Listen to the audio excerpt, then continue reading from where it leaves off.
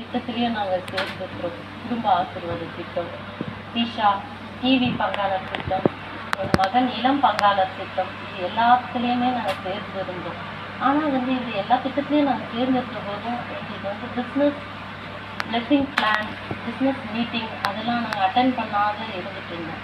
அப்போ எங்களுக்கு அங்கே இருந்த பிரதர்ஸ் அண்ட் சிஸ்டர்ஸும் இந்த மாதிரி நீங்கள் பிஸ்னஸ் பிளெஸிங் பிளானும் மீட்டிங்கும் நீங்கள் அட்டென்ட் பண்ணுங்க, இது உங்களுக்கு மிகவும் ஆசீர்வாதமாக இருக்கும் அப்படின்ட்டு சொன்னாங்க. பிஸ்னஸ் பிளெஸிங் பிளான் சேர்ந்து பிஸ்னஸ் மீட்டிங் அட்டன் பண்ண ஃபர்ஸ்ட் மட்டும் அட்டன் பண்ணி போயிட்டு வந்தேன். சும்மா ஏதோ எல்லா கூட்டத்துக்கு போகாமல் நானும் போனோம், போயிட்டு அட்டன் பண்ணேன். பார்த்தா என் வருமானத்துக்கும் குறைவில்லை. அப்புறம் தான் நான் பழைய பேர் யோசிக்கிறேன், அந்த ரூபாய் நான் எங்கே கட்டணும், ஆண்டவர் தான் எனக்கு கொடுத்தாரு. அது வரைக்கும் அந்த ரூபாய் எனக்கு அது வரைக்கும் இப்படியே கட்டிக்கலாம் என்ன போயிடும். அதுக்கப்புறம் யோசிச்சு போகிறேன், அப்பா இறந்துட்டு வெளியே வரும்போது அது கடன் இருக்குது. அந்த 26 lakhs நேர்லேயே 20 lakhs கடன் இருந்துச்சு. அது வெளியே நான் எடுத்து அப்பா இறந்த பிறகு பிஸ்னஸ் பண்ணி அந்த கடனை ஆண்டோட அடைக்க போய் செய்தேன். கடனை அவர் பக்கம் அடைச்சி கொண்டே இருக்குது. ஒரு பக்கம் ரிசர்வ் மாதிரி அமௌண்ட், ரிசர்வ் பேங்க் மாதிரி அமௌண்ட் சேர்ந்து கொண்டே இருக்குது. எல்லா விதத்துலையும் எல்லாம் நன்மை எல்லாம் கிடைக்காது. எல்லாம் என் காருக்கு ப்ரேயர் பண்ணேன். கடைசியில் 10 பிஸ்னஸ் அந்த கார் எந்த கார் நான் வாங்கணும்னு வச்சுன்னு நான் வரத்துக்குள்ளார எங்கள் அப்பா அந்த கார் வாங்கி வச்சுருந்தாரு. அந்த எனக்கு ஒரு செலவு நான் பிஸ்னஸ் ப்ரேயர் பண்ணி 10 லட்சம் கார் வாங்கணும். ஒரு செலவு இல்லாமல் நான் அந்த கார் கொடுத்தாரு ஆண்டது. ஸோ எந்த கடனும் இல்லை. பிஸ்னஸ் நீங்கள் எப்போ அட்டன் பண்ணணும் அந்த முறை இது கூட எந்த கடனும் இல்லை, வருமானத்துக்கு குறைவு இல்லை. ஒரு பக்கம் அமௌண்ட் ரிசர்வாக இருக்குது, ஒரு பக்கம் ப்ராஃபிட் நானும் என் பிறகு ஷேர் பண்ணுறோம். எந்த குறையிலும் ஆண்டர் நல்ல தொழில் நடத்தி கொண்டு வராது, நல்ல முன்னேற்றம் காண்றாரு.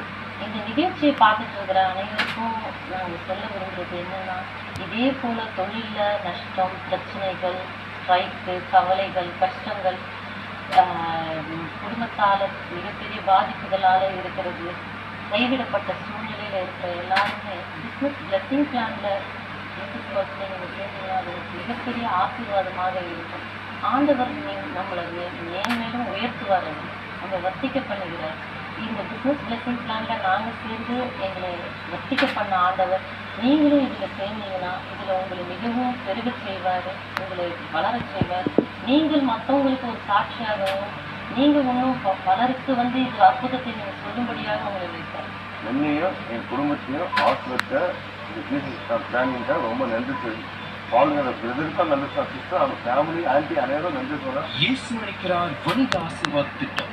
இத்திட்டத்தில் உங்கள் வணிகம், கடை, தொழில், வியாபாரம் இவைகளின் பெயர் மற்றும் ஜெப தேவையை சொல்லி நீங்கள் இணையும் பொழுது இயேசு அழைக்கிறார் ஊழியத்தில் டாக்டர் பால் தினகரன் மற்றும் குடும்பத்தினரும் இயேசு அழைக்கிறார் ஜெப வீரர்களும் ஒவ்வொரு நாளும் பிரார்த்தனையை எடுக்கின்றனர். இந்த ஊழியத்தின் மூலம் இதுவரை லட்சக்கணக்கான மக்களின் கண்ணீரை துடைத்து வரும் இறைவன் இயேசு உங்கள் வணிகம், கடை, தொழில்